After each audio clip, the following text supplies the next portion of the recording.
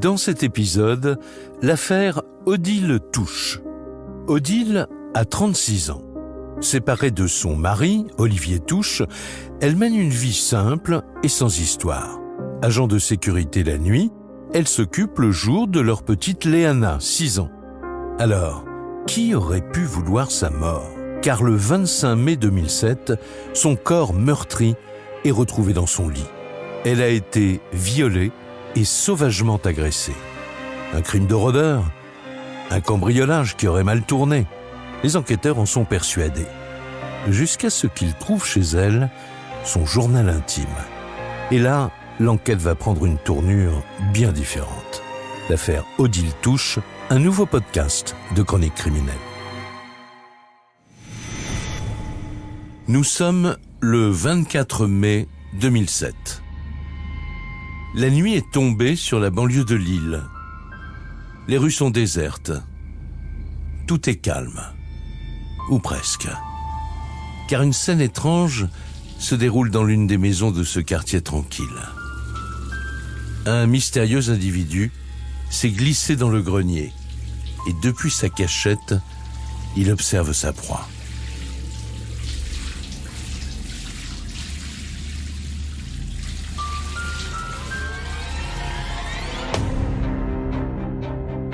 Alors qu'elle sort de sa douche, l'homme se jette sur elle, il la frappe, elle se défend, mais il serre son cou de toutes ses forces et elle s'écroule, sans connaissance.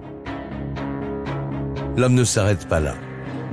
Il attrape une cordelette, l'étrangle et la viole.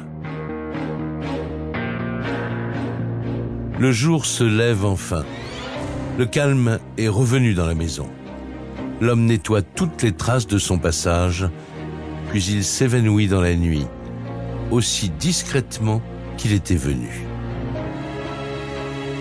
C'est le début de l'affaire Odile Touche.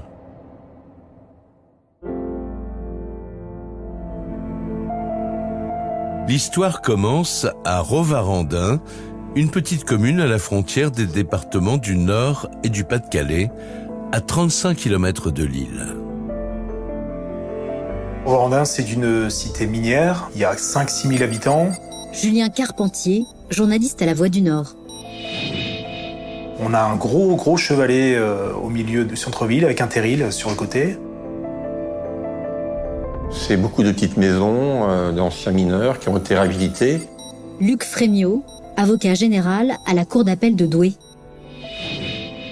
Et les gens vivent là en communauté. C'est une petite commune assez vivante et les gens se connaissent. C'est au cœur de ce lotissement en périphérie de Douai que vivent Odile Touche, 36 ans, et sa fille Léana, 6 ans. Odile, tous les gens de la cité la connaissaient, donc elle parle à tout le monde. Florence, sœur d'Odile. Elle avait sa petite maison, elle avait sa fille, elle avait tout pour être heureuse. Odile vit seule avec sa fille Léana depuis qu'elle s'est séparée de son mari il y a 2 ans. Un bonheur tranquille, surtout depuis qu'elle a retrouvé un emploi stable il y a quelques mois. Fini les missions d'accueil en intérim, elle est désormais employée à temps plein en tant qu'agent de sécurité. Odile vient de décrocher ce travail. Elle est extrêmement consciencieuse, extrêmement ponctuelle. Emmanuel Rigler, avocat de la famille d'Odile. Et donc, elle est à fond dans ce projet, puisqu'elle est toute seule pour élever cette petite fille. La jeune femme a besoin de ce travail, mais le rythme est difficile. Odile travaille la nuit. Heureusement, elle peut compter sur ses parents, Pierre et Marie-Thérèse, pour s'occuper de sa fille. Elle travaille de 5h à 13h. À 13h, elle appelle ses parents pour dire qu'elle rentre. Et donc, elle passe l'après-midi avec sa fille, Léana. Pour pas avoir à me déposer en plein dans la nuit chez mes grands-parents. Léana, fille d'Odile. Elle prenait ses précautions, elle m'amenait beaucoup plus tôt. C'est-à-dire que je faisais le repas du soir chez mes grands-parents. Chaque soir, c'est le même rituel. Odile dépose sa fille à ses parents, rentre chez elle et se réveille en pleine nuit, à 3h du matin, pour rejoindre le centre commercial où elle travaille. Un rythme bien rodé qui convient parfaitement à Pierre et Marie-Thérèse, ses grands-parents. Ils peuvent ainsi profiter pleinement de leur petite fille, comme on le voit sur ces vidéos familiales.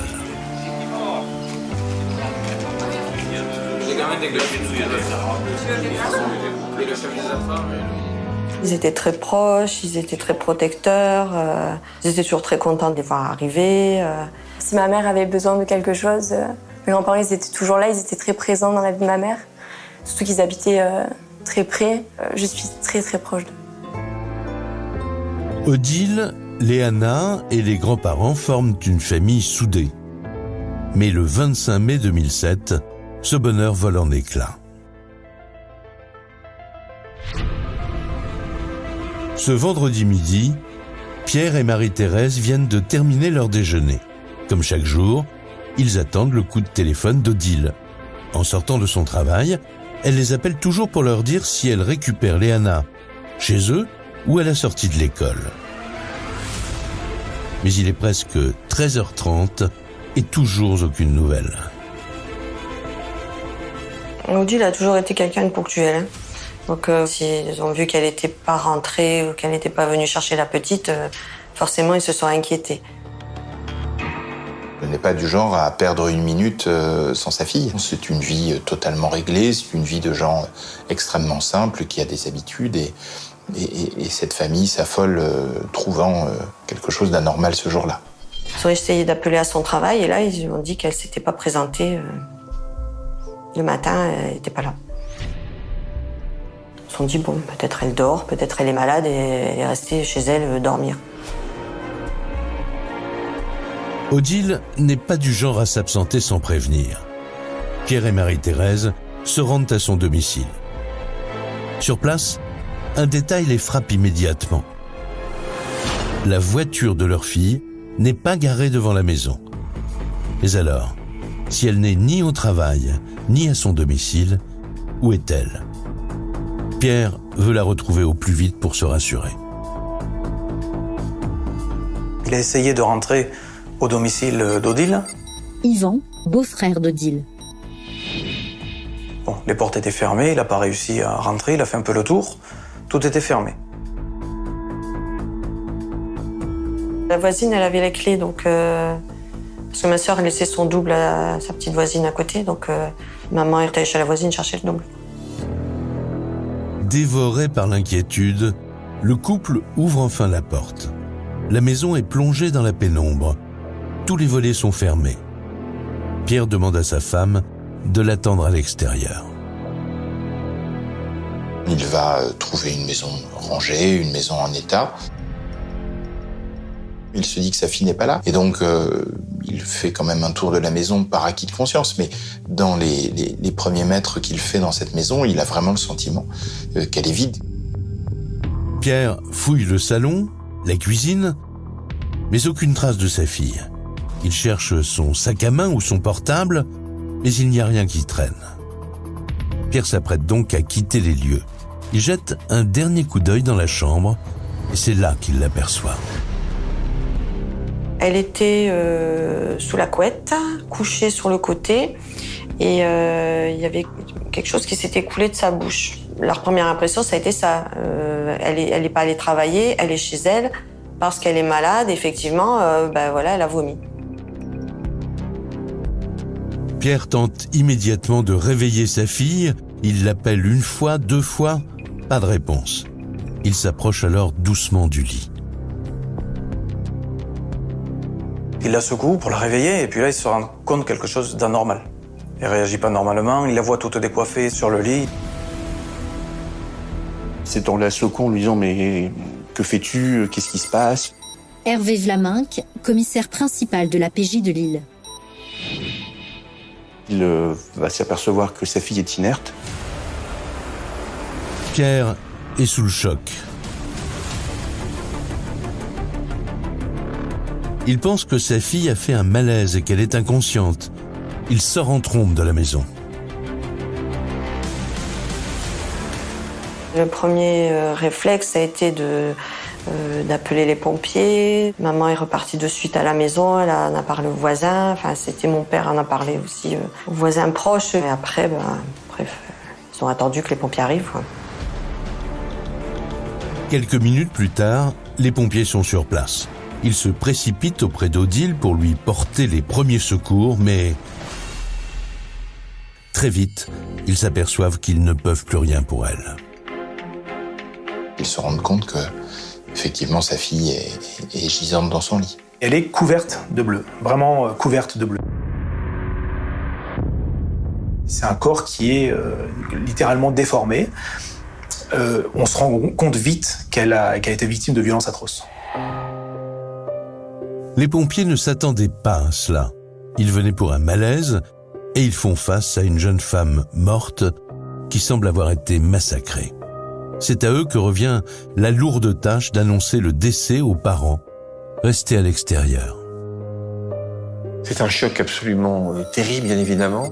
Luc Frémiot, avocat général à la cour d'appel de Douai. Parce que ils ont une relation très très proche. C'est un véritable chaos qui va les atteindre, cette famille. C'est quelque chose d'épouvantable. C'était l'incompréhension et le drame. En une seconde, la vie de Pierre et Marie-Thérèse s'écroule. Leur fille chérie est décédée. Le couple est effondré. Les pompiers appellent immédiatement la police et c'est Hervé Vlaminck, commissaire principal à la PJ de Lille, qui est chargé de l'affaire. On reçoit simplement une information urgente. Le corps d'une dame a été retrouvé chez elle. La mort est inconnue. Ce qui la rend suspecte surtout, c'est la disparition du véhicule. Il est environ 15h ce vendredi 25 mai 2007 quand les policiers arrivent sur place. Ils commencent immédiatement leur enquête. Le médecin légiste examine le corps d'Odile pour comprendre comment elle a été tuée. Et là, on se rend compte, bien évidemment, que cette jeune femme a été rouée de coups. Je pense que le terme de massacré n'est absolument pas exagéré en ce qui concerne l'état du corps de Madame Touche. C'est un crime ordurier, un crime barbare.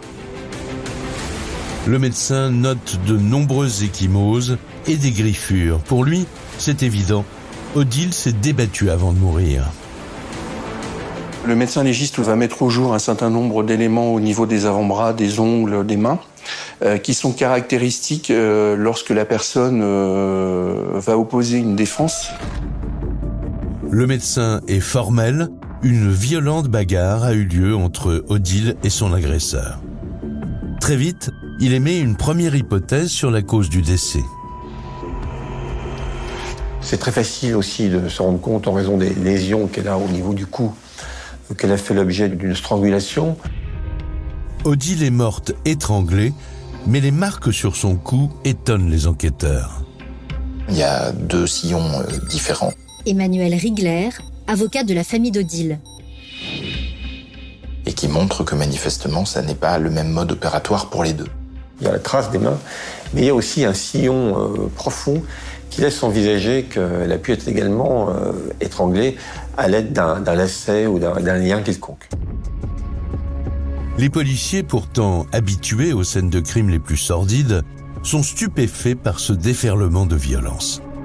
Une double marque de strangulation, comme si l'agresseur avait voulu s'assurer qu'elle soit bien morte. Et le médecin légiste remarque d'autres sévices. On va découvrir des hématomes au niveau de l'entrejambe qui vont présenter une apparence suspecte. Les constatations au niveau gynécologique permettent d'envisager l'existence d'un viol avant même que l'autopsie ne soit menée. Voilà les premiers éléments. Donc on est face à quelque chose de terrible. C'est un meurtre extrêmement violent. Les enquêteurs viennent de découvrir une scène de crime barbare. La victime a été rouée de coups, violée et étranglée. La première question qu'ils se posent, c'est qui aurait pu lui en vouloir au point de la massacrer avec une telle violence?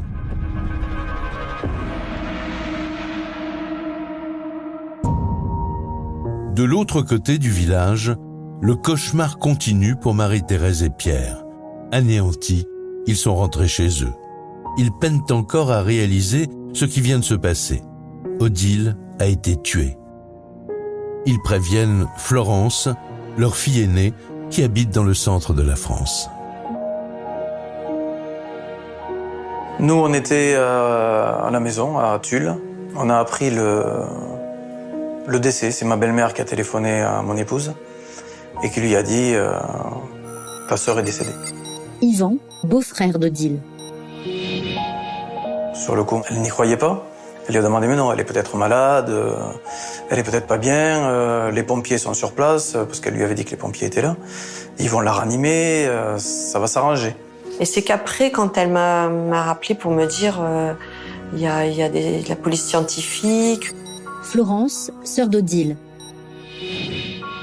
Là, on peut plus rentrer, la maison va être sous scellée. Là, on prend conscience que c'est vrai, quoi. Toute la famille est accablée par la douleur et l'incompréhension. Et la nouvelle va être encore plus terrible pour Léana, la fille d'Odile. Il est venu m'expliquer avec des mots, on va dire, assez appropriés. Léana, fille d'Odile. Que ma mère, j'avais pu la revoir, qu'elle était décédée, que j'allais habiter peut-être avec mes grands-parents ou avec de la famille. Et que malheureusement, c'était son dernier jour pour elle. Elle a dit, mais non, c'est pas possible. Ma maman, ce matin, elle allait travailler. Non. Donc, c'est compliqué pour une petite fille qui quitte sa maman en bonne santé et qui lui dit à tout à l'heure. Et puis après, on vient lui dire, mais t'as plus de maman. En quelques instants, la petite fille voit son monde s'écrouler. À 6 ans, elle vient de perdre sa maman. C'était proche de la fête des mères. Et elle avait fait un cadeau, elle avait fait un poème pour sa maman.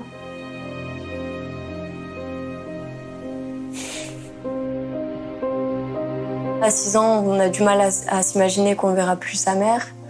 On a du mal à s'imaginer qu'à 6 ans, on n'aura plus de mère et qu'on va devoir faire notre vie sans elle. Léana, elle disait à mon père, mais papy, mais maintenant, qu'est-ce que je vais devenir? C'est mon père, ça lui crevait le cœur. Elle lui disait ça. Le soir, qu'est-ce que je vais devenir? Pendant ce temps-là, au domicile d'Odile, les enquêteurs continuent leurs investigations. Ils passent au crible chaque pièce de la maison. L'objectif, retrouver une empreinte, un ADN, un indice qui leur permettrait d'identifier le meurtrier. On cherche un pain, un vêtement, un mégot de cigarette, un verre utilisé. Luc Frémiot, avocat général à la cour d'appel de Douai. Toute une série d'éléments matériels qui permettent de construire les premières hypothèses. Mais rapidement, les policiers déchantent. Ils font face à un meurtrier méthodique qui n'a rien laissé derrière lui.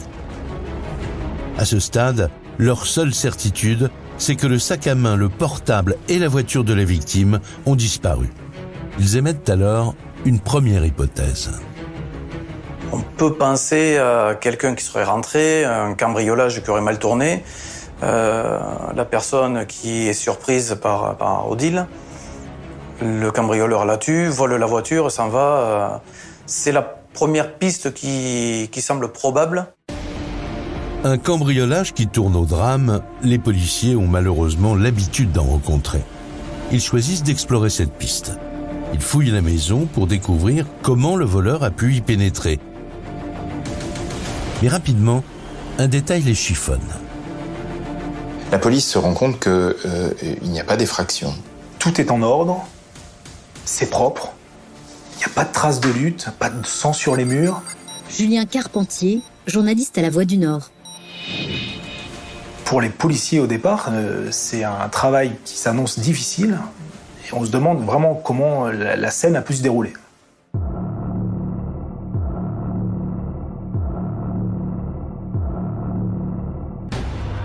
Les enquêteurs supposent qu'Odile connaissait son agresseur. C'est pour cette raison qu'il est entré sans commettre d'effraction. Pour tenter de le coincer, ils vont alors parier sur la technologie. Le voleur a emporté le téléphone d'Odile. Ils vont essayer de le localiser. On va géolocaliser le téléphone, c'est-à-dire qu'on va demander à l'opérateur. Hervé Vlaminck, commissaire principal de la PJ de Lille. De nous faire un suivi du téléphone pour déterminer où celui-ci se trouve, à supposer qu'il soit allumé. En attendant les résultats de la géolocalisation, les policiers lancent des recherches pour retrouver la voiture d'Odile. Elle pourrait révéler de précieuses informations sur le malfaiteur, comme des empreintes ou de l'ADN. Il y a des décisions urgentes qui sont prises. La première d'entre elles, c'est la diffusion au niveau national et en Belgique du véhicule d'Odile. Les enquêteurs ont d'autant plus besoin de la Clio qu'elle pourrait permettre d'expliquer le mobile du crime. Si c'était un rôdeur qui avait voulu commettre un cambriolage, un homejacking. La nuit tombe à présent sur Rovarandin. Les policiers devront patienter quelques jours en espérant que la téléphonie et les recherches sur la voiture portent leurs fruits. Mais en attendant, le commissaire Vlaminck a bien l'intention d'avancer pour retrouver au plus vite le meurtrier.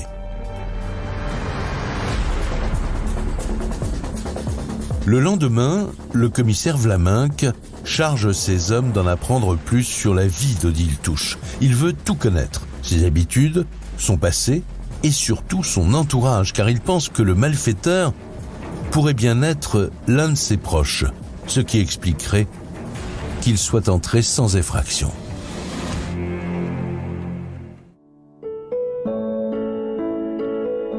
Ma belle-sœur, elle était enjouée, elle était le cœur sur la main, donc et beaucoup de copains, beaucoup de connaissances. C'est vraiment quelqu'un de serviable, toujours prête à rendre service, toujours prête à aider. Quand on allait la voir, il y avait toujours quelqu'un à la maison.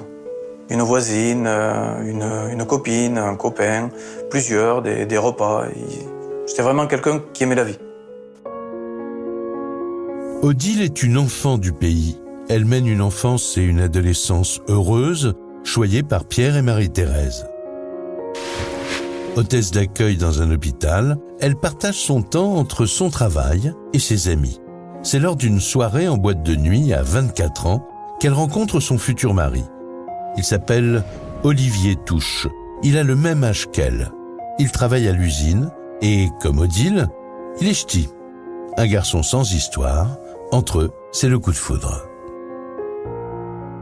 Ils avaient l'air heureux, ils rigolaient, ils avaient l'air assez complices. Ils étaient bien, ils partaient en vacances, ils ont changé la voiture, donc c'était la continuité de tout. Ils faisaient plein de choses.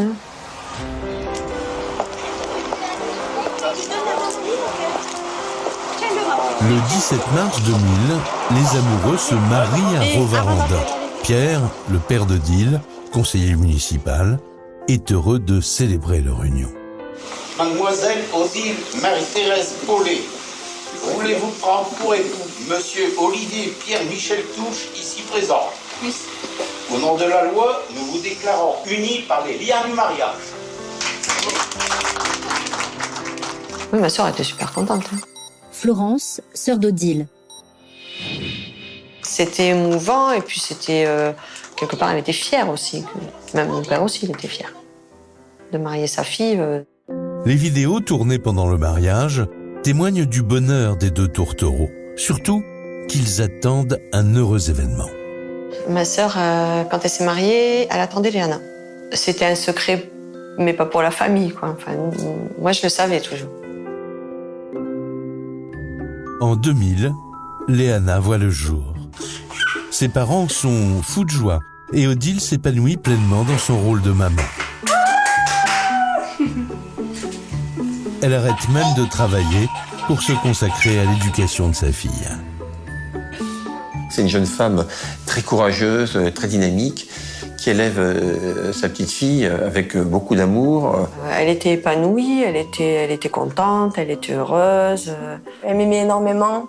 Elle me montrait dès qu'elle pouvait m'apporter quelque chose. Elle était énormément câline. Léana, fille d'Odile.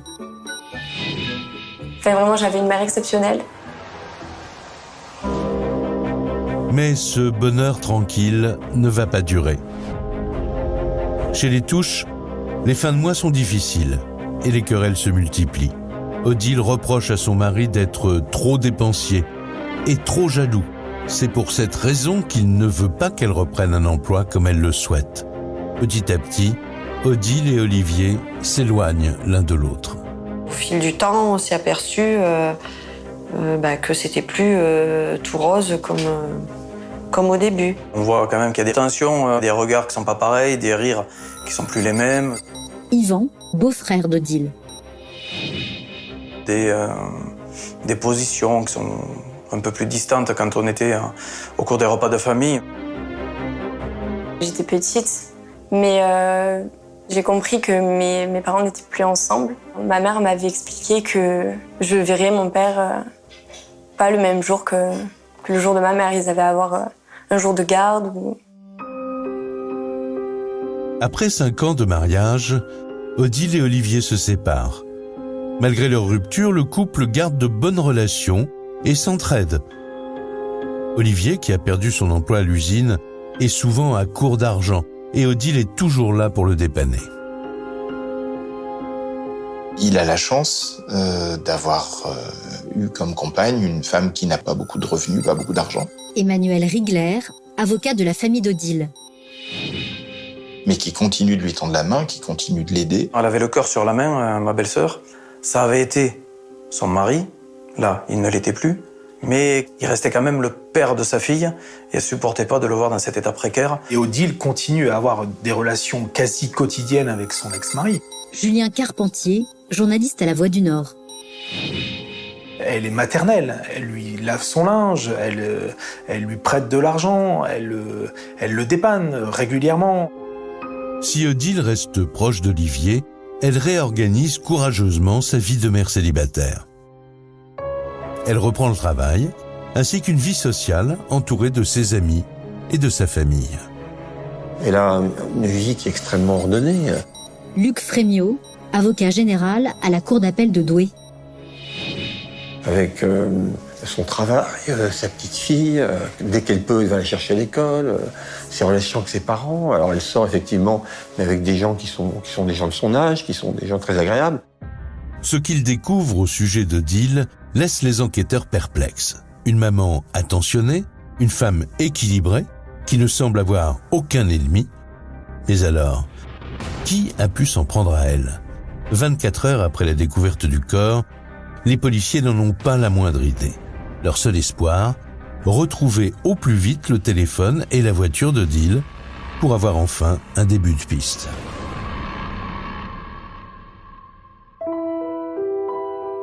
À quelques kilomètres du commissariat, la famille d'Odile continue à vivre comme elle le peut, dans la tristesse et l'incompréhension.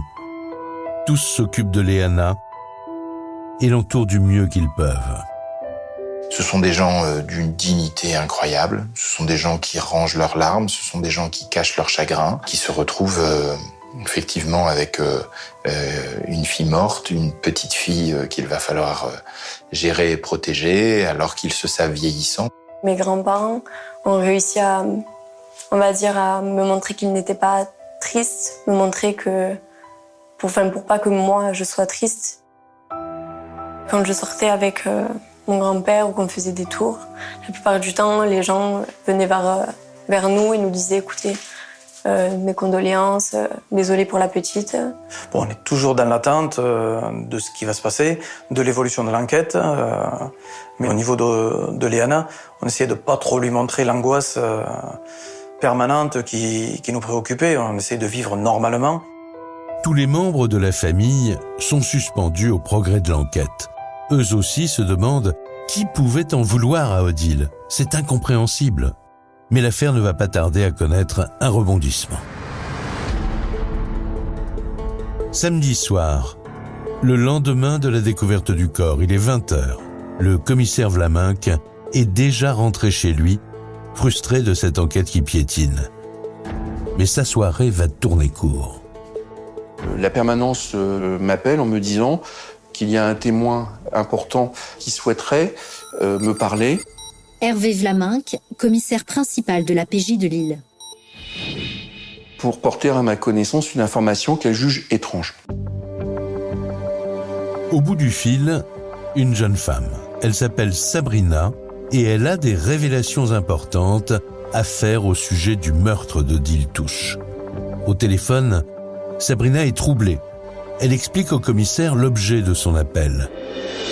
Olivier Touche, l'ex-compagnon d'Odile, vient de lui envoyer un SMS.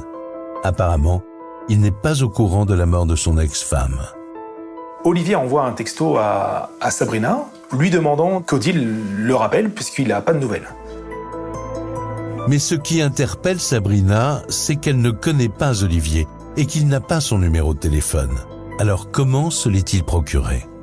C'est pas tellement l'appel téléphonique qui va nous surprendre, c'est les conditions dans lesquelles il va accéder à la connaissance du numéro.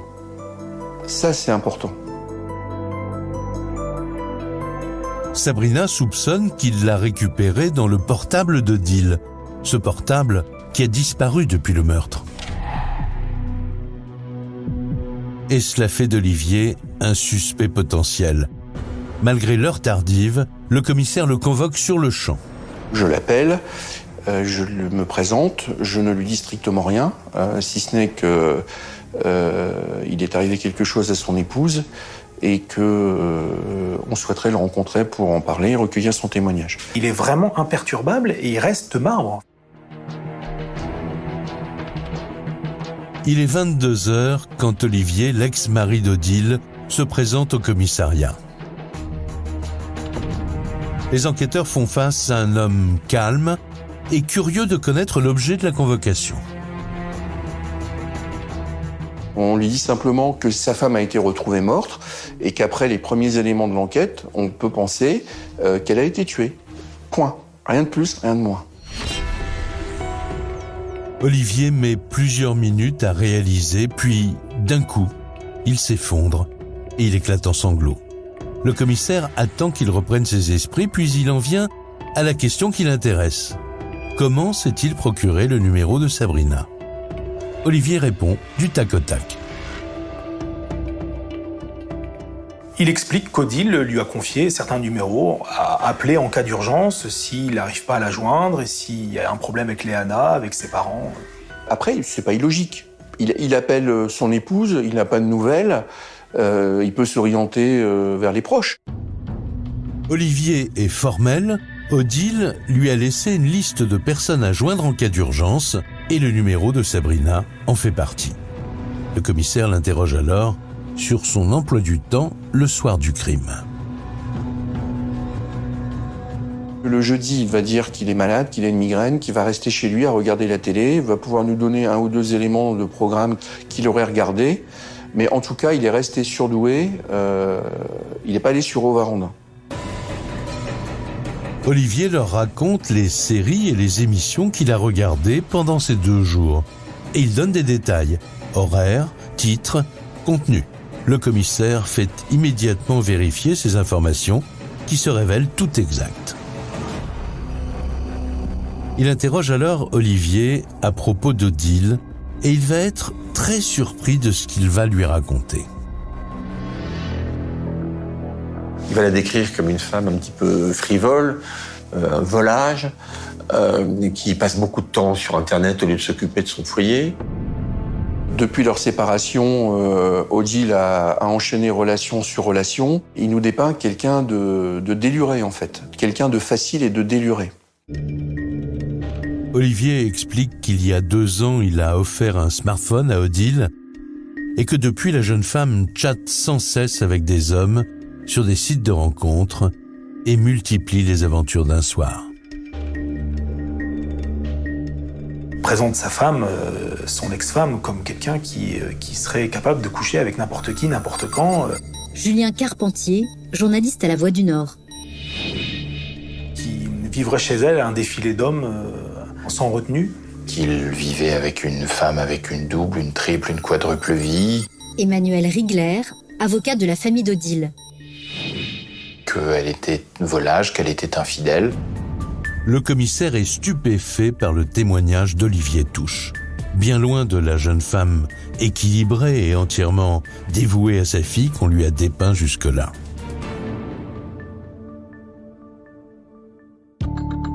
L'enquêteur échafaude immédiatement une nouvelle hypothèse. Si le mari dit vrai, peut-être qu'un amant de passage ou un détraqué rencontré sur Internet a pu s'en prendre à Odile. Les policiers se lancent au plus vite sur cette nouvelle piste.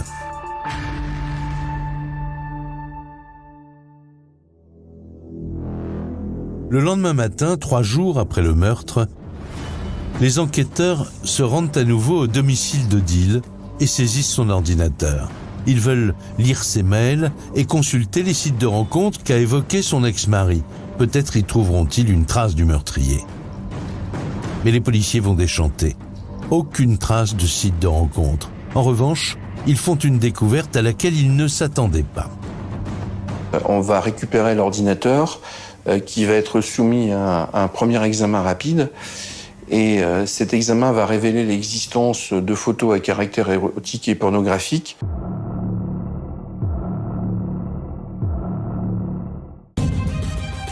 Les policiers n'en reviennent pas. Odile Touche, que tous ses proches présentent comme une femme sans histoire, s'affiche sur des photos érotiques. Mais très vite, un détail attire leur attention. Il était évident, même pour des yeux profanes, qui étaient les nôtres, que c'était des montages grossiers, en fait. Hervé Vlaminck, commissaire principal de la PJ de Lille. Il y avait des disproportions entre la tête et le reste du corps, mais vraiment, c'était des faux grossiers. Bien évidemment, elle n'a jamais posé pour ce genre de photographie. Les policiers sont sidérés. Pourquoi Odile possède-t-elle ces photomontages pornographiques? Ils décident de fouiller cet ordinateur de fond en comble. Ils le confient à leurs experts en informatique, capables d'ouvrir n'importe quel fichier. Et ils ne tardent pas à faire une trouvaille. Un fichier caché de l'ordinateur qui contient plus de 60 photos. Odile y apparaît entièrement nue, et cette fois, sans trucage. Il y a des photos d'elle prises notamment en contre-plongée, du haut. Alors on a l'impression que c'est une caméra de vidéosurveillance qui l'a peut-être filmée. On la voit nue dans la douche de sa salle de bain. Luc Frémiot, avocat général à la cour d'appel de Douai. Elle le pose pas, quoi. Elle se met pas en situation. C'est pour le moins très surprenant qu'on retrouve dans l'ordinateur d'Odile des images d'elle, des photos d'elle, souvent nues. On a l'impression d'avoir des images d'elle volées, en tout cas prises par des caméras cachées. Décidément, cet ordinateur est une véritable mine d'or, et les policiers ne sont pas au bout de leur surprise. Car en plus des photos de nus et des photomontages, ils mettent la main sur un autre fichier. C'est un journal intime qu'elle a rédigé depuis plusieurs années. Et dans ce contexte-là, bien évidemment, les enquêteurs vont dévorer chacune des pages. Ce carnet intime contient moult détails qui sont plus désagréables les uns que les autres. Odile y raconte son quotidien avec sa fille et son mari, alors qu'ils étaient encore ensemble.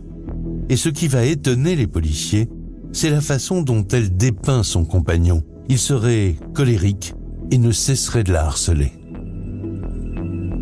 C'est un homme qui a effectivement manqué de respect en permanence à Odile. Et les violences conjugales s'accompagnent de harcèlement, de critiques, qui consistent à rabaisser la personne, à l'abaisser. Samedi 11 septembre, il s'approche de moi, commence à me toucher. Je croyais qu'il allait me violer. J'ai eu peur et j'ai crié après ma fille. « Au secours, Léana, viens vite, au secours !» Il s'est vengé et m'a donné une énorme claque que j'ai sentie sur ma joue pendant plus d'une demi-heure. Odile explique dans son livre ce n'était pas rare qu'il la force à avoir des relations sexuelles. C'est l'horreur. Samedi 16 octobre, je me dis toujours que les choses finiront par s'arranger, qu'il va arrêter de me harceler verbalement et de me provoquer. Surtout que je ne dis jamais rien et qu'il va finir par comprendre que ce qu'il fait subir est vraiment méchant.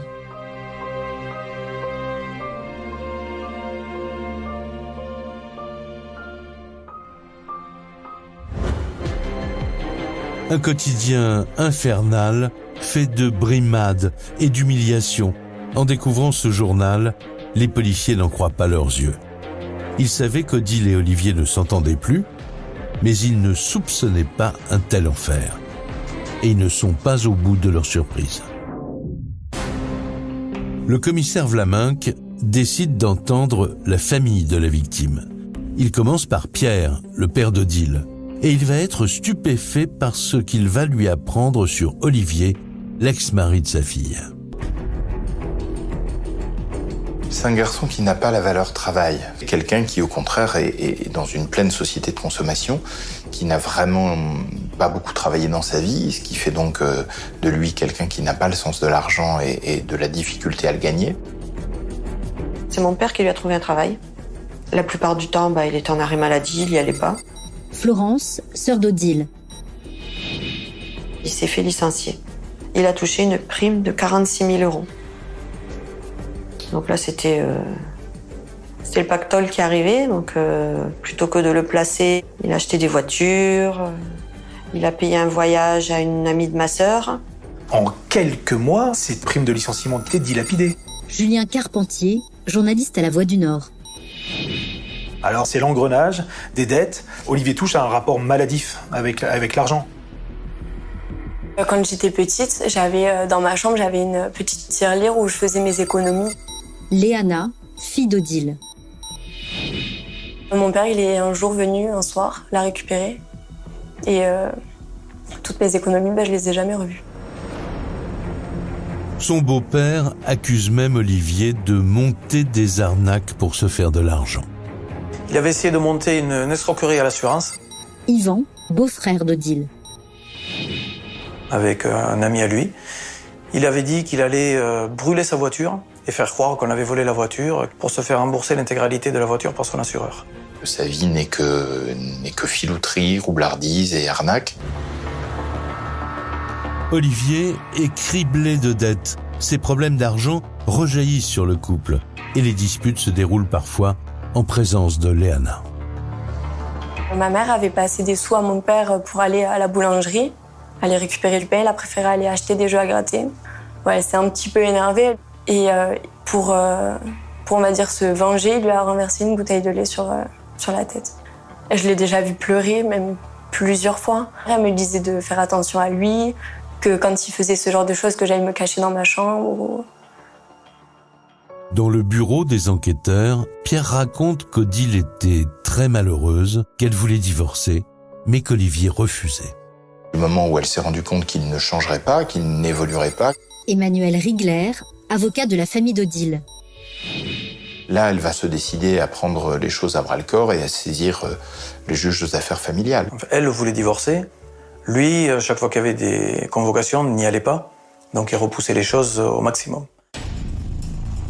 Le commissaire Vlaminck est perplexe. On lui dépeint un mari voyeur, manipulateur, qui met sa femme en scène dans des montages pornographiques, mais cela ne fait pas de lui un meurtrier. Le commissaire doit trouver des preuves tangibles. Comme il n'a toujours pas mis la main sur la voiture ni sur le téléphone d'Odile, il lance une recherche sur la géolocalisation du téléphone de son mari. Il veut vérifier s'il était vraiment chez lui comme il le prétend au moment du meurtre. 10 jours plus tard, le commissaire reçoit les conclusions du service des recherches en téléphonie et elles sont implacables. Olivier a menti.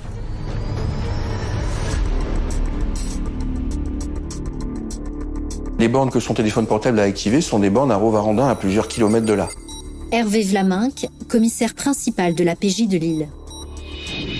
Donc par définition, il y a un problème. Comment se fait-il que son téléphone se soit retrouvé à Rovarandin alors que lui dit qu'il n'a pas bougé de Douai? Et donc, qu'a-t-il à cacher et pourquoi ment-il sur l'endroit où il était si ce n'est qu'il est en rapport avec le crime? L'information confirme les soupçons des enquêteurs. Olivier était à proximité du domicile d'Odile le soir où elle a été tuée. Mais pour le commissaire Vlaminck, ce n'est pas suffisant. Ce qu'il veut, ce sont des aveux. il appelle immédiatement Olivier Touche et prétexte une audition supplémentaire.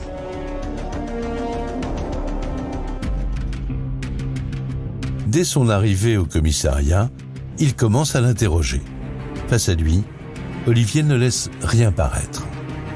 Il se doute nécessairement qu'un certain nombre d'éléments ont été réunis à son encontre. Il est là, il est assis, un peu bon élève, il attend que ça se passe et il attend de voir ce qu'on a. Le commissaire sait qu'il a toutes les cartes en main pour faire vaciller son suspect. Il lui présente d'abord le journal intime et les photos de nu. Puis il dégaine la géolocalisation de son téléphone. Olivier est pris au piège et il passe aux aveux. Il explique qu'il est parti de chez lui à Douai à pied, qu'il est allé jusqu'à Rovarandin, à 4-5 km, et qu'il est rentré donc chez sa femme en passant par une fenêtre. On est en pleine nuit, il est 1h du matin, il entre dans la maison, il ne va pas voir sa femme, il se cache dans le grenier et décide d'attendre. Cet homme a percé des trous dans ce grenier qui lui permettent de voir ce qu'il se passe au rez-de-chaussée de la maison. Il va se terrer, il va observer la vie dans cette maison. Il prend de l'eau, des biscuits et attend à épier sa femme, à la voir se doucher, à la voir se lever. Il explique ce temps passé à l'observer parce qu'il avait besoin de savoir. Il voulait connaître toute sa vie et aussi par cette volonté d'avoir cette emprise sur elle. En fait, il avait du mal un peu à faire le deuil de cette relation parce qu'il sentait qu'elle lui échappait en fait. Les policiers n'en reviennent pas. Olivier leur raconte qu'il est resté presque 18 heures caché dans le grenier. Il explique qu'il venait en fait demander de l'argent à sa femme et qu'il attendait le bon moment pour lui en parler. En début de soirée, Odile revient à la maison après avoir déposé Léana chez ses parents. Et comme chaque soir, elle prend une douche. C'est à cet instant qu'Olivier descend des combles. Il attend qu'Odile sorte de la douche pour surgir. À ce moment-là, Odile n'a ni son téléphone, elle est à peine habillée. Le ton monte entre eux, ils sont pas d'accord sur des problèmes d'argent. Et là, prétend-il, il tombe sur une femme qui se moque de lui, qui lui dit « de toute façon, t'es un bon à rien, voilà ». Luc Frémiot, avocat général à la cour d'appel de Douai. Tu vas finir sous les ponts, tu verras plus ta fille. Et c'est là où il va se jeter sur elle, qu'il va la frapper, il peut plus se maîtriser. Il l'a saisie à la gorge, serre très fort et elle s'évanouit.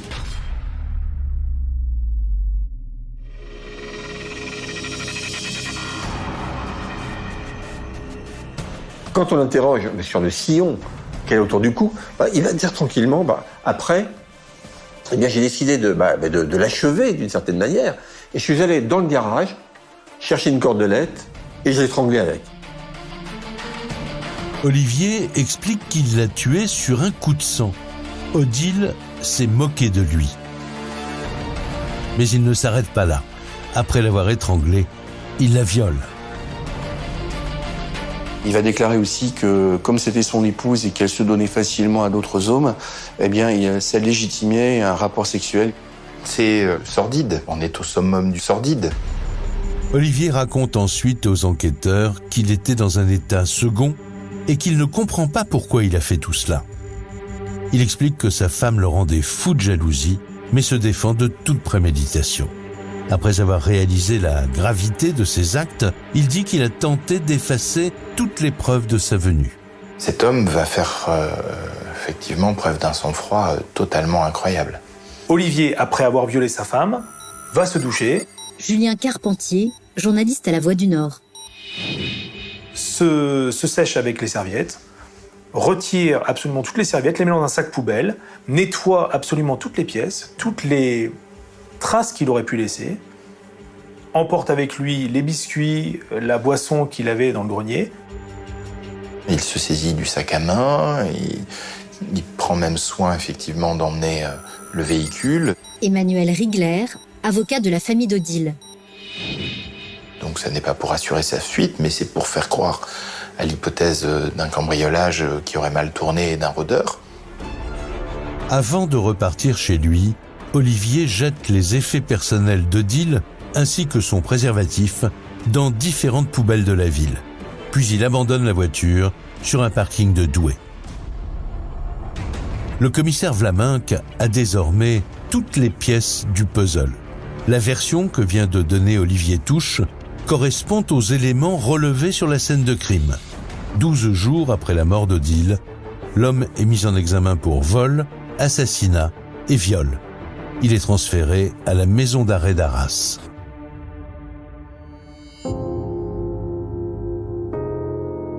Pour la famille d'Odile, la révélation de l'identité du meurtrier est un traumatisme supplémentaire. Il était voleur, il était joueur, il était imbu de sa personne, il était affabulateur, oui. Yvan, beau-frère d'Odile. Mais meurtrier, jamais on n'aurait pensé qu'il aille jusqu'à être meurtrier. J'espérais que ce soit pas mon beau-frère. J'espérais. Florence, sœur d'Odile. Je me disais, ne serait-ce que pour sa fille, on se dit c'est pas possible. Le plus important, c'est qu'il a quand même tué la mère de sa fille. C'est ça le plus important. Parce que finalement, vous avez une victime par ricochet dans cette histoire. Vous avez une petite fille de 6 ans qui perd sa mère, et puis vous avez aussi une petite fille de 6 ans qui perd son père. Les proches d'Odile sont dévastés. Tous attendent maintenant avec impatience que justice soit rendue. Mais le procès va être pour eux une nouvelle épreuve.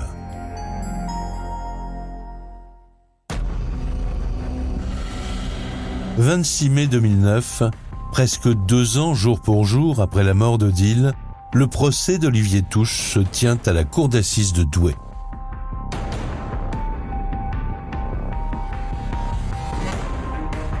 La grande question est de savoir s'il y a eu ou non préméditation.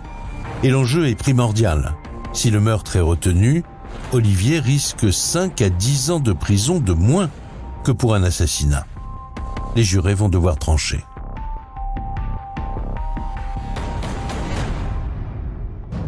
Dès l'ouverture du procès, le ton est donné. Olivier et son avocat nient. Ils nient les violences commises sur Odile pendant le mariage. Ils nient être l'auteur des photomontages et des photos volées. Ils récusent aussi toute préméditation du meurtre. L'avocat de la défense invoque le crime passionnel. Pour appuyer cette version, les membres de la famille d'Olivier viennent un à un témoigner à la barre. Alors les témoignages de la famille d'Olivier, sauf erreur de ma part, il y en avait presque une vingtaine, vont permettre à Olivier d'étayer sa version qui est de dire Odile avait une vie dissolue, elle avait des relations sexuelles avec plein d'hommes différents. Sa famille a essayé de salir ma sœur au maximum. Ils l'ont fait passer vraiment pour une traînée qui aguichait les maris des belles-sœurs, qui montrait sa culotte. Mais les témoignages n'ont pas vraiment d'impact. Non seulement ils agacent la cour et l'avocat général, mais en plus, ils enferment Olivier dans un mensonge qui le détruit peu à peu. Ces témoignages tombent à l'eau, car l'enquête des policiers démontre que les accusations d'Olivier sont fausses. Odile n'a jamais mené cette vie débridée qu'il a décrite. L'avocat général requiert une peine exemplaire. Je requiers la perpétuité dans des affaires qui sont des affaires très très graves.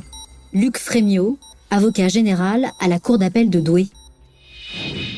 Lorsqu'on tombe sur des auteurs pour lesquels je ne trouve pas de circonstances atténuantes, des crimes particulièrement odieux, celui-ci, à mon avis, en fait largement partie. Au moment de rendre le verdict, toute la salle est suspendue aux lèvres du président de la Cour. À la première question, Olivier Touche est-il coupable d'avoir volontairement donné la mort à Odile Pollet? La Cour et le jury ont répondu oui à la majorité de 8 voix au moins. À la deuxième question, Olivier Touche a-t-il agi avec préméditation La Cour et le jury ont répondu oui à la majorité de 8 voix au moins. Donc la Cour et le jury, à la majorité absolue, vous condamnent M. Touche à la peine de 25 années de réclusion criminelle. Les jurés ont retenu la préméditation. Olivier Touche est condamné à 25 ans de prison pour viol et assassinat. Il ne fera pas appel.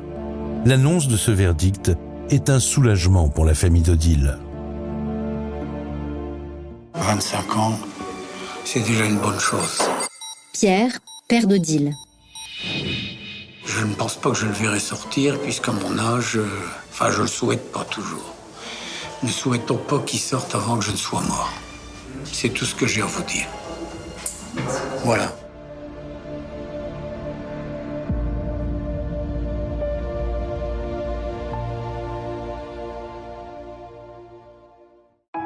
Plus de 10 ans se sont écoulés depuis l'assassinat. L'avocat d'Olivier n'a pas souhaité s'exprimer sur cette affaire. Quelques années après le procès, le père d'Odile est décédé. Pour Florence, pas un jour ne passe sans qu'elle ne pense à la fin tragique de sa sœur. Elle et son mari, Yvan, ont accueilli Léana au sein de leur foyer. Ils la considèrent comme leur propre fille. Le fait d'accueillir Léana, c'était naturel pour nous. On était sa seule famille. Yvan, beau-frère d'Odile. Nous avons, nous, 2 filles. Une qui a sensiblement le même âge, une un peu plus âgée. Maintenant, c'est notre 3e fille. Elle fait partie de la famille depuis qu'elle est avec nous. Ma tante m'a hébergée et je la considère comme ma mère. Léana, fille d'Odile. Elle me soutient et elle sera toujours là pour moi. Quand elle a été en âge de comprendre, Yvan et Florence ont expliqué à Léana les circonstances de la mort de sa mère.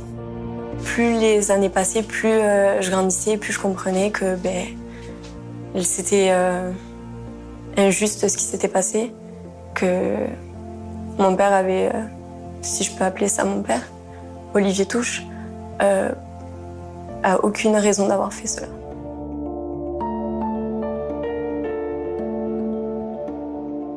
Le jour où Olivier Touche sortira de prison, je ne souhaite avoir aucun contact avec lui.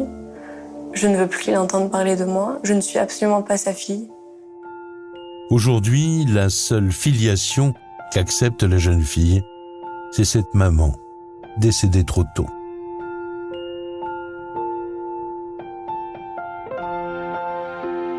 Il y a des personnes qui me disent que j'ai les traits du visage un peu comme elle.